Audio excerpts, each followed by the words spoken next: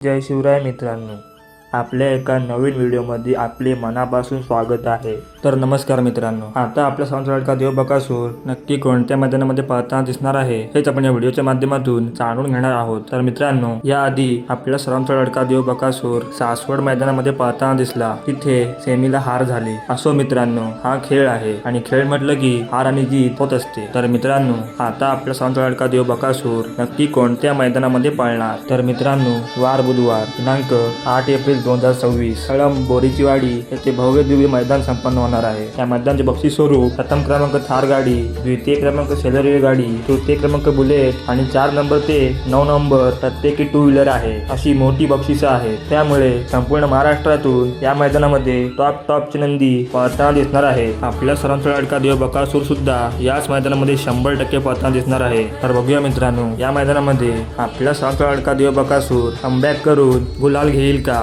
धन्यवाद मित्रांनो।